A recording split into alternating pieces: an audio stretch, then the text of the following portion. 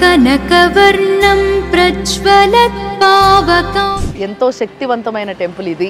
మీ అందరికీ తెలిసే ఉంటుంది అనుకుంటున్నా, బట్ ఇంకా కొంతమంది తెలియని వాళ్ళు ఉన్నారు. సర్వదా సుప్రసన్నం పటుతర ఘనగాత్రం. ఇక్కడ ఉన్న ఆంజనేయ స్వామి ఎట్లా వెలిసిండు, ఇక్కడ ఎలాంటి పూజలు జరుగుతాయి, ఎంత స్పెషల్ టెంపుల్ ఇది. జయ కరవాలం రామదూతం నమామి. అంజనాసు ప్రజావీరపూర్వ. సో లోపల ఆంజనేయ స్వామి వినాయకుడు వెలిసింది ఈ గుండు పైన. ఉత్తిష్ట హరిశార్దూల కర్తవ్యం. తెలుసు కదా, అంటే ఆంజనేయ స్వామి వాహనం. ఉత్తిష్టోత్తిష్ట హనుమాన్ ఉత్తిష్ట విజయధ్వజ. సో బేసిక్ గా ఇది ఎంత కింది వరకు ఉందో అసలు అంచనా కూడా మనం వేయలేము అనేది. లోక్యం మంగళం కురు శ్రీరామచంద్ర చర. ఆయన చుట్టూ ఒక 5 చుట్లో 9 చుట్లో 11 చుట్లో తిరిగి పోతే మనకి ఎటువంటి కీడు జరగదు అని నమ్ముతారు. జపశీల భవాబ్ధిపోత శ్రీ జానకీ హృదయ. నమస్తే, వందేళ్ల ఆలయం సనాతన వైభవానికి స్వాగతం. Sponsored by Sharma gold company. Suman టీవీలో మీ పర్సనల్ అండ్ బిజినెస్ ప్రమోషన్స్ కోసం కింది నెంబర్కి కాంటాక్ట్ చేయండి. ఈ రోజు నేను వచ్చేసిన సికింద్రాబాద్ తాడ్ బండ్లుండ వీరాంజనేయ స్వామి టెంపుల్ కి. ఎస్, ఎంతో శక్తివంతమైన టెంపుల్ ఇది. మీ అందరికీ తెలిసే ఉంటుంది అనుకుంటున్నా, బట్ ఇంకా కొంతమంది తెలియని వాళ్ళు ఉన్నారు. అండ్ ఇన్ డీప్ అంటే చాలా మంది గుడికి వస్తూ ఉంటారు, పోతూ ఉంటారు, మొక్కుకుంటారు. ఇక్కడ చాలా దేవుడు చాలా శక్తివంతుడంట, మనం కోరుకున్న కోరికలన్నీ తీర్చేస్తాడంట అన్న విషయం అందరికీ తెలుస్తుంది. కానీ ఆ గుడి యొక్క చరిత్ర, ఆ గుడి ఎట్లా కట్టిండ్రు, ఏం కథ, అసలు ఏంది స్పెషాలిటీ, ఇవన్నీ ముచ్చట్లు చెప్పేటందుకే నేనున్నా. కాబట్టి మీ అందరికీ ఈరోజు ఇక్కడున్న ఆంజనేయ స్వామి ఎట్లా వెలిసిండు, ఇక్కడ ఎలాంటి పూజలు జరుగుతాయి, ఎంత స్పెషల్ టెంపుల్ ఇది, ఇవన్నీ మనం తెలుసుకుందాం పార్టీగా.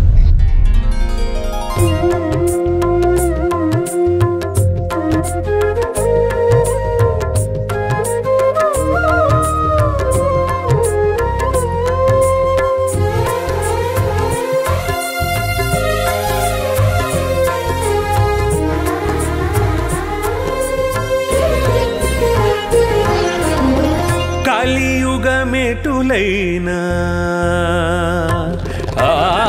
కలియుగమెటులైనా కలదుగా. అస్సలు ఆంజనేయ స్వామి ఆ బయటికి వెళ్ళే కనబడుతుంది తెలుసా. అందుకోసమే చాలా మంది అస్సలు ఇట్లా పక్కకి ముఖం తిప్పుకోకుండా ఈ ముందుకెళ్ళి పోయేటోళ్ళు లోపల ఆంజనేయ స్వామి ముఖం చూసుకొని అంతా శుభం జరగాలని మొక్కుటా పోతున్నారు. సో నేను ఇప్పుడు ప్రస్తుతం గుడి లోపలికి వచ్చిన. గుడి చాలా పెద్దగా ఉంది. ఇంకా ఫస్ట్ నేను మీ అందరికీ ధ్వజస్తంభం చూపిస్తాను.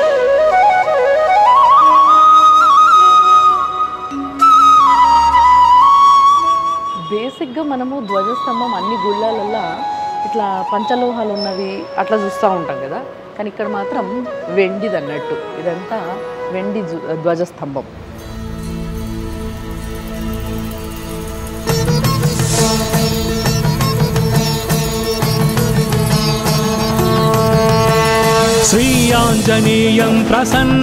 సో లోపలికి రాగానే ధ్వజస్తంభం ముంగట వెండిది క్యామెల్ ఉంది. తెలుసు కదా, అంటే ఆంజనేయ స్వామి వాహనం. ఎస్, ఆయన సతీ సమేతంగా ఈ వాహనం పైన మనందరి కోసం, అంటే వాయు వేగంతో బుస్మని వెళ్ళిపోతాడు కదా, ఆయన వాయుపుత్రుడు కదా.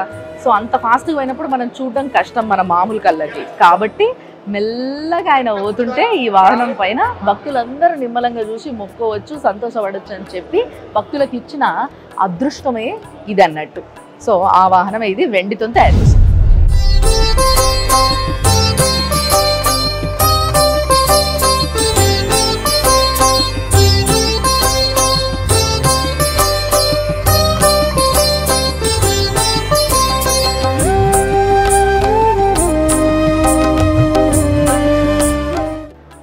రోజు చాలా మంది భక్తులు వస్తారు ఇడికి. అండ్ ముఖ్యంగా ట్యూస్డే రోజు, సాటర్డే రోజు విపరీతంగా జనాలు వస్తారు. ఇగో ఈ వెనకాలకి వెళ్ళి గుండు కనిపిస్తుంది చూసినరా, ఇది ఏదైతే ఇట్లా గుండు ఉందో ఒక రాయి, ఆ రాయి పైనే ఆ ఆంజనేయ స్వామి స్వయంగా వెలిసిండు అన్నట్టు. అయితే మీకు ఇంకో ముచ్చట చెప్పాలి ఏంటి అని అంటే, ఈడ చాలామంది మామూలుగా ఈ మండలి అని చేస్తారు కదా, అంటే మాల వేసుకుంటారు కదా 41 రోజులు 45 రోజులు, డిపెండ్స్ వాళ్ళు ఏం మొక్కుంటారో దాన్ని బట్టి.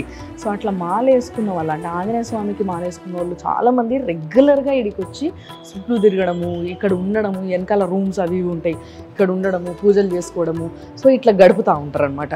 అండ్ చూసారు కదా ఆ రాయిని అందరు ముట్టుకోవడము, లేకపోతే దానిపైన అందరు రాస్తూ ఉంటారు ఇక మన వాళ్ళకి అలవాటు కదా, అవి ఇవి గీకుడు రాసుడు ఇట్లాంటివి చేయొద్దని చెప్పేసి ఇట్లా చుట్టుముట్టు కూడా ఫెన్సింగ్ వేసినట్టు వేసేసారు అనమాట. బట్ మెయిన్గా మీకు అందరికీ తెలిసిందే, ఒకనొక టైంలో మొత్తం అంతా కూడా గుండ్లు బండలు రాళ్ళు గుట్టల్లాగానే ఉండేది మొత్తం అంతా ఈ ఏరియా కూడా. సో అన్న ఒక గుండు పైన వెలిసిండు కాబట్టి మిగతా అంతా మామూలుగా ఏమంటే జనాలు వచ్చేసి ఆక్యుపై చేసేసి ఇల్లులు ఈ షాపులు ఇవన్నీ పెట్టుకున్నప్పటికీ ఈ ఒక్క గుండు మాత్రం అట్లే ఉండిపోయింది. అండ్ దాని మీద ఆంజనేయ స్వామి వెలిసిండు కాబట్టి ఆ పూజలు అప్పటి నుంచి జరుగుతూనే ఉన్నాయి. ఎప్పటి నుంచి అనే విషయం నిజంగా మీకు చెప్తే షాక్ అవుతాం. చెప్పనా? త్రేతాయుగం నుంచి. ఎస్, ఈ కలియుగ పురుషుడు కాదు ఆయన, త్రేతాయుగంలో ఆయన ఇక్కడ వెలిస్తే అట్లే అప్పటి నుంచి పూజలు చేయడం జరుగుతూనే ఉంది. సో ఒక చుట్టూ తిరిగి ఇట్లా వచ్చినాం కదా, వచ్చినప్పుడు ఇక లెఫ్ట్ సైడ్ అంటే స్వామివారికి ఇట్లా గర్భగుడికి పక్కనే రాముడు, సీత, లక్ష్మణుడు, ఆంజనేయ స్వామి మంచిగా పాలరాయి విగ్రహాలు ఉన్నాయి. ఎంత క్యూట్, ఎంత ముద్దుగా ఉన్నాయో చూసారు కదా. నిజంగా శ్రీరామనవమి రాబోతుంది కాబట్టి శ్రీరామనవమికి ఈ స్వామికి ఇక్కడ కళ్యాణం చేస్తారు. అసలు మామూలు వైభవంగా చేయరు, అస్సలు మొత్తం బంబాటు ఉంటుంది. అప్పుడు మస్తు మంది ప్రజలు వస్తారు, మస్తుగా భోజనాలు, కళ్యాణం. నిజంగా ఒక వేడుకని, ఒక పెళ్లి వేడుకని ఘనంగా చేసుకుంటే ఎట్లుంటుంది, 2 కళ్ళు చాలవు అంత ఘనంగా చేస్తారు అనమాట. సో అందుకోసమే నేను చెప్పిన కదా, ఆంజనేయ స్వామి కోసమే శ్రీరామచంద్రుడు ఇక్కడ ఉన్నాడు అని చెప్పేసి. సో అందుకోసం ఈయన ఉండాలి కదా కంపల్సరీ ఆయనకి, అందుకోసమే ఇక్కడ ఈయన కూడా ఉన్నాడు అనమాట. బట్ వెలిసింది మాత్రం ఆంజనేయ స్వామి. ఆంజనేయ స్వామితో సహా వినాయకుడు కూడా ఇక్కడ లోపల వెలిసిండు. ఎస్, అదేంటి, ఇదేదో వేరే కనెక్షన్ ఉందే అంటే ఇక్కడ ఏదో ఇంకా స్టోరీ లింక్ ఏదో ఉంది అనే ఫీలింగ్ వస్తుంది కదా, అది నేను చెప్తా. దానికన్నా ముందు ఇంకొంచెం ఇటు వస్తే, అంటే గుళ్ళ మీరు చూస్తే గర్భగుడికి పక్కన రాముడు ఉన్నాడు, ఆ రాముడికి పక్కన శివుడు ఉన్నాడు. ఎస్, సో ఆ ఈశ్వరుడు మరి అంతే కదా. ఆంజనేయ స్వామి అంటే ఎవరు? ఆ రుద్రుడే ఆంజనేయ స్వామి కాబట్టి మరి ఆయన రూపమే కాబట్టి ఆయనను కూడా ఇక్కడ ప్రతిష్ఠించారు అనమాట. సో శివుడికి ఇక్కడ అభిషేకాలు అవన్నీ జరుగుతాయి బాగా, ముఖ్యంగా శివరాత్రి అప్పుడు ఆ టైంలో.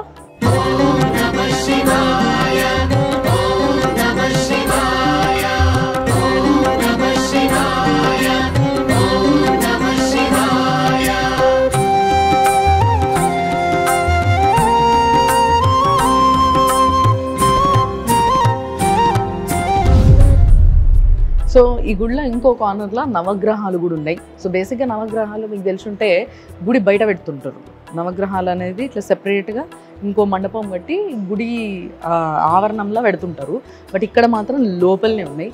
అండ్ మీకు ఇంకో విషయం తెలిసే ఉండాలి, ఆంజనేయ స్వామి పాదాల దగ్గర శనీశ్వరుడు ఉంటాడని. అందుకోసం ఎప్పుడైతే ఏళ్ళనాటి శనులు లేకపోతే అర్ధాష్టమ శనులు ఇలాంటి టైం నడుస్తున్నప్పుడు ఆంజనేయ స్వామికి ప్రతిరోజు వచ్చి ఆయనకి జస్ట్ ముఖం చూపించి ఆయన ముఖం మనం చూసి ఆయన చుట్టూ ఒక 5 చుట్లు 9 చుట్లు 11 చుట్లు తిరిగిపోతే మనకి ఎటువంటి కీడు జరగదు అని నమ్ముతారు.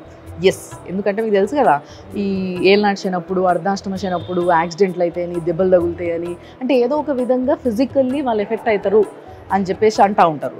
సో అవన్నీ జరగకుండా ఉండడానికి ఆ వీరాంజనేయ స్వామి అడ్డం పడతాడు అనమాట. అందుకోసమే ఆయనని ఆ టైంలో ప్రతిరోజు వచ్చి చూసుకొని పోతే చాలా మంచిది అని నమ్ముతారు. మరి ఇప్పుడు ఆంజనేయ స్వామి ఇక్కడ ఎట్లా వెలిసిండు, ఈ కథ మొత్తం నేను ఒక్కసారి పంతులు గారితో మాట్లాడి ఆయనతోనే చెప్తే తప్పని.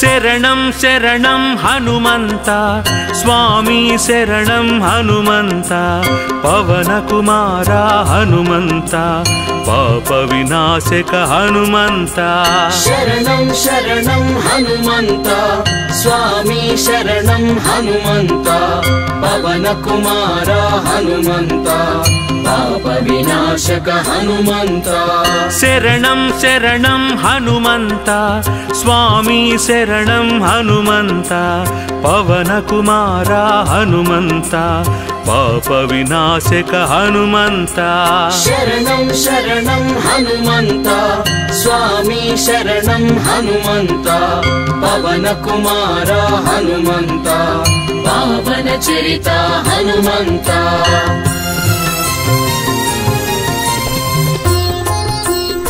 తాడ్బండ్ ఆంజనేయ స్వామి గుడికి ప్రధాన అర్చకులు శంకర్రావు గారు ఆయన ఉన్నారు కాబట్టి ఆయన్నే అడిగి తెలుసుకుందాము. ఈయన ఇక్కడ ఈ దేవుడు స్వయంగా ఎట్లా వెలిసిండ్రు అని. స్వామి నమస్తే. నమస్తే అమ్మ. సో బాగున్నారా? బాగున్నానమ్మా. మరి ఆంజనేయ స్వామి ఇంకా మళ్ళా అదే ఆంజనేయ స్వామి ఏదైతే గుండు ఉందో అక్కడనే వినాయకుడు కూడా కనబడుతుంది. అంటే బేసిక్గా ఇట్లా ఎక్కడ మనం చూడము. అసలు ఇక్కడ స్టోరీ ఏంది, ఈ ఆంజనేయ స్వామి ఇక్కడ ఎట్లా వెలిసిండ్రు? అది 1928వ సంవత్సరంలో ఇక్కడ జనాలు తిరుగుతూ ఉన్న సమయంలో ఇక్కడ స్వామివారి కల్లో కనబడి నేను ఇక్కడ స్వయంభూగా వెలుస్తున్నాను, నాకేంది అని అంటే ఇక్కడ మీరు ఉపచారాలు చెయ్యండి గుడి కట్టి అని చెప్పి స్వామివారి కల్లో కనబడి చెప్పారు. అయితే ఇక్కడ స్వామివారితో పాటుగా వినాయకుడు వెలిశాడు అంటే దానికి ఒక విశిష్టత ఉంది. మనం ఏ పని చేసినా సరే ఫస్ట్ మనం వినాయకుడికి ప్రథమ పూజ చేసిన తర్వాతనే దాన్ని బేస్ చేసుకొని మన స్వామివారు మరి ముందరగానే ఆలోచించారో ఏమో మనకి విషయం తెలియదు, కానీ ఆ గణపతిని వెంట పెట్టుకొని స్వామివారు వచ్చినట్టుగా వచ్చారనమాట. మేము చూసేసరికల్లా ఏంది అని అంటే యువతల గణపతి అవతల స్వామివారు ఇద్దరు ఏంటంటే ఆ ఆకారాల్లో కనబడ్డారనమాట. ఆ చూసిన పూర్వీకులందరూ ఏంటంటే ఇట్లా స్వామివారు వెలిశారు అంటే ఈ స్థలం అంతా ఒక అడవిమయంగా ఉంది. ఈ అడవిమయంలోనున్న స్థలాన్ని ఏంటంటే చుట్టుపక్కల స్థలదాతలు ఏంది అని అంటే దేవుడు అన్నారు కాబట్టి మేము ఈ దేవతార్చనలు అవన్నీ చేయలేం కాబట్టి ఈ స్థలాన్ని మొత్తం స్వామివారి పేరుకు రాసేస్తున్నాము అంటే ఇక్కడ వయస్సులందరూ కలిసి తలకింత వేసుకొని ఒక చిన్న షెడ్ వేసి ఈ అడవిని బాగు చేసి అట్లా అట్లా దాన్ని అంచెలంచెలుగా చేసుకొని ఈ స్థితికి తీసుకొచ్చారు. తాడుబందు అని ఎందుకు వచ్చిందంటే ఇక్కడ ఈ చుట్టుపక్కలంతా తాటి చెట్ల మయమై ఉండేది. అందుకు ఆ తాడుబందు భవపాస హరిపురము అన్నది ఒకప్పుడు దీని నానుడి. దాన్ని అట్లా తయారు చేసుకొని రాను రాను క్రమేణా ఈ రోజుకి అది తాడుబందు అయిపోయి ఉన్నది అనమాట.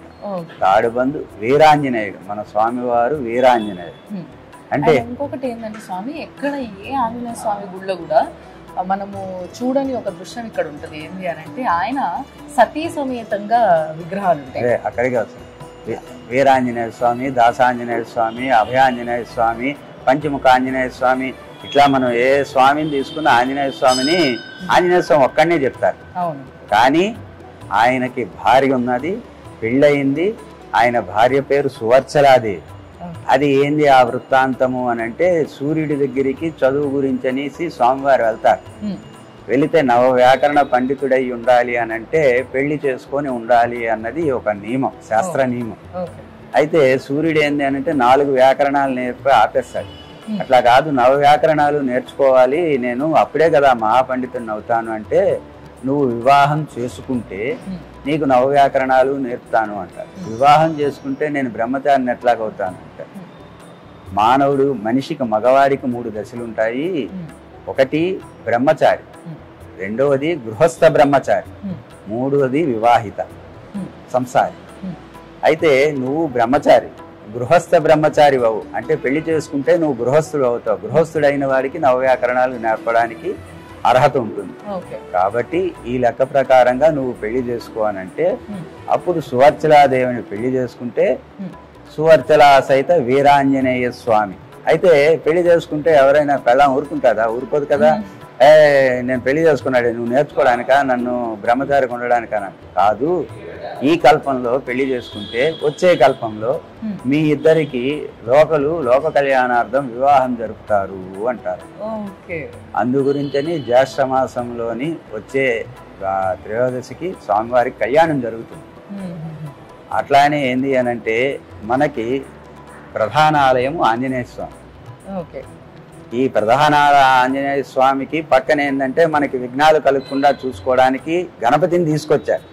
ఇది ఈ కాంబినేషన్ ఎట్లా ఉంటుందంటే ఇందాక మీరు చెప్పినట్టుగా ఎక్కడ దొరకదు. కానీ స్వామివారు ఏంటంటే నన్ను కొలిచిన తర్వాత గణపతిని కొలవకపోతే విఘ్నాలు కలిగిస్తాడు ఏమో అన్న ఒక దీని మీద గణపతి సమేతుడే మనందరినీ ఆశీర్వదించడానికి స్వామివారు ఇక్కడ వచ్చారు. ఇక దీనికి అనుబంధంగా ఉపాలయాలు ఉన్నాయి. ఈ ఉపాలయాల్లో మొదటిది రాముల వారిది. ఇక ఆయన గురువే కాబట్టి రామనామం చెప్తే రామనామం చెప్తే ఆయన మురిసిపోతాడు కాబట్టి కంపల్సరిగా ఆయన ఉండాలి కాబట్టి ఉపాలయాలు ఆ రాములు ఉపాలయం పెట్టాం. అట్లానే శివుడు ఉపాలయం ఉంది. శివుడిని ఎందుకు పెట్టారు అని అంటే జనరల్ గా ఏ గుళ్ళోనైనా సరే చాలా గుళ్ళు షిరిడి సాయిబాబా అని అమ్మవారని ఇవన్నీ, కానీ వీటికి ఒక లింక్ ఉంది. శివుడికి ఏంది అని అంటే ఆంజనేయ స్వామి శివాంశ సంభూతుడు. సో ఆంజనేయ స్వామిని కొలిచినా శివుణ్ణి కొలిచినా ఒకటే. అలాంటప్పుడు మళ్ళీ ప్రత్యేకించి ఎందుకు పెట్టాలి అని అంటే కాదు, వచ్చే భక్తులు ఏంటంటే లింగంలో పూజిస్తే ఆనందం వాళ్ళకి వేరే ఉంటుంది కాబట్టి ఈయన ఇదే ప్రతిరూపమే కాబట్టి శివుణ్ణి పెట్టారు.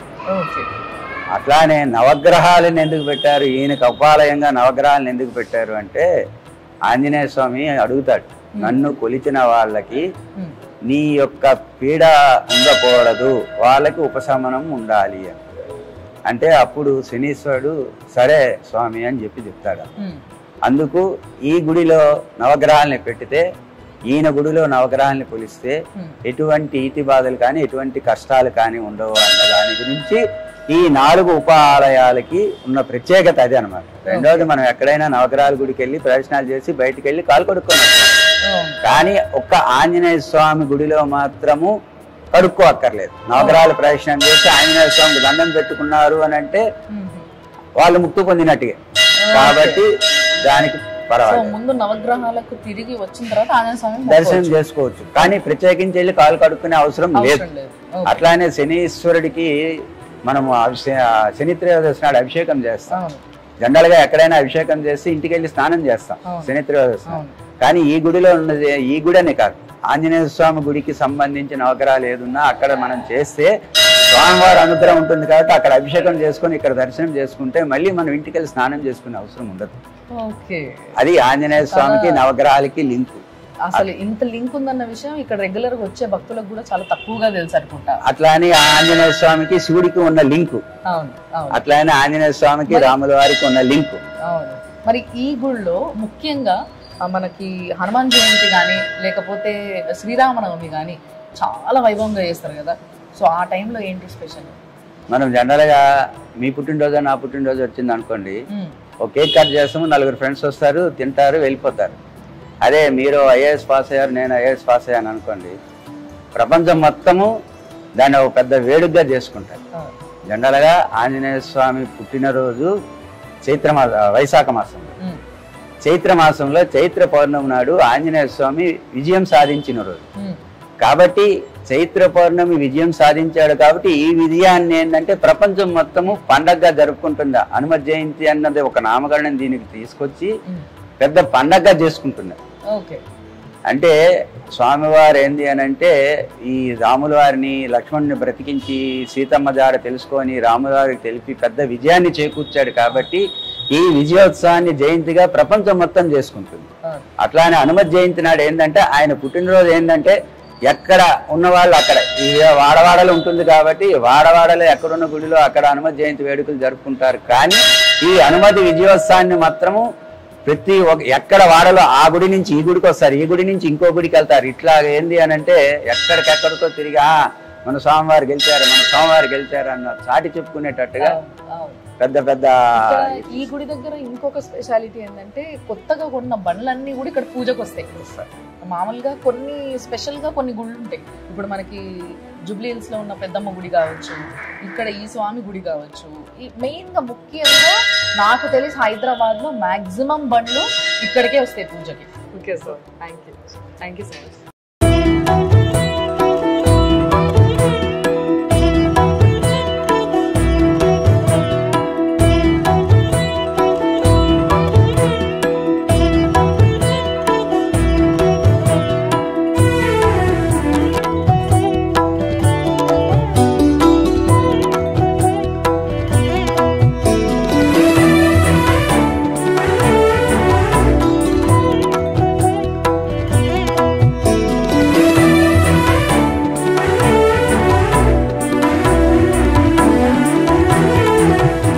ఇప్పుడు ఇక్కడ ఈ గుండు కనబడుతుంది కదా, అంటే ఇదే యాక్చువల్గా గర్భగుడి లోపలికున్న గుండు కూడా ఇదే, అంటే కంటిన్యూయేషన్ దాన్ని.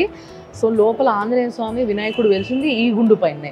అయితే వీళ్ళు ఈ గుడి కట్టేటప్పుడు దీనికి కింద ఫౌండేషన్ కోసం అని తోతారు కదా, సో అట్లా తవ్వినప్పుడు ఈ గుండె ఎంత పెద్ద ఉందో దానికి 3 రెట్లు లోతుకి తవ్వినా కూడా ఆ గుండె ఇంకా అయిపోతలేదంట. అంటే దాని అంత ఎక్కడుందో అసలు తేల్చుకోలేని పరిస్థితుల్లో వాళ్ళు సరేలే ఇంకా వదిలేయండి, ఏదో అదొక స్వామి లీల కాబట్టి దాన్ని మనం ఏం డిస్టర్బ్ చేయకుండా అది వదిలేయాలని చెప్పేసి ఇంకా వాళ్ళకి ఎంత అవసరం అంత తవ్వుకొని అక్కడ నుంచి గుడి కట్టడం మళ్ళీ ప్రారంభించారు అనమాట. సో బేసిక్గా ఇది ఎంత కింది వరకు ఉందో అసలు అంచనా కూడా మనం వేయలేము అనేది చాలామంది పెద్దలు చెప్తున్న మాట.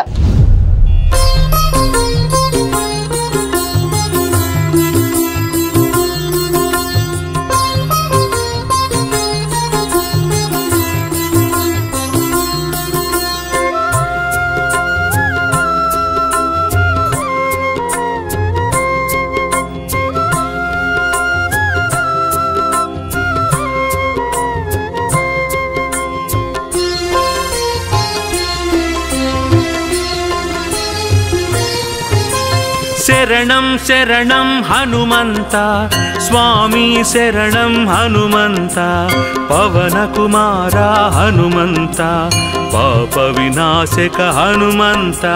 శరణం శరణం హనుమంత స్వామి శరణం హనుమంత పవన కుమార హనుమంత పాప వినాశక హనుమంత.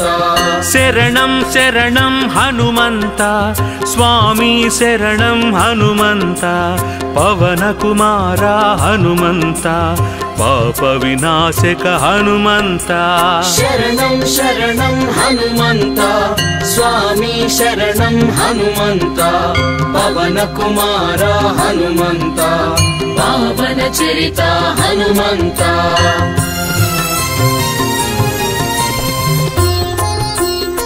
హాయిగా ఎంతో మనశ్శాంతిగా ఉంది. చూసిండ్రు కదా, ఇది ఈ వారం 100 ఏళ్ల ఆలయం సనాతన వైభవం sponsored by Sharma gold company. మరి మనకి సిటీలోనే ఇంత మహిమ గల గుడి ఉంది అని అంటే ఎవరైనా మిస్ అవుతారా? అందుకోసమే ఎవరైనా మిస్ అయిన వాళ్ళు ఉంటే తప్పకుండా వచ్చేసేది సికింద్రాబాద్ దగ్గర ఉన్న థర్డ్ బండ్ వీరాంజనేయ స్వామి గుడికి. తప్పకుండా ఇడికి రావాలి, దర్శనం చేసుకోవాలి, ఆ స్వామిని మనసారా మొక్కుకోవాలి. నమ్మకంతో అన్ని కోరికలు తీర్చేస్తాడబ్బా. మరి చూస్తూనే ఉండండి సుమన్ టీవీ. యాంకర్స్ డ్రెస్ కటసి sari house, OU colony, Shaikpet, Hyderabad.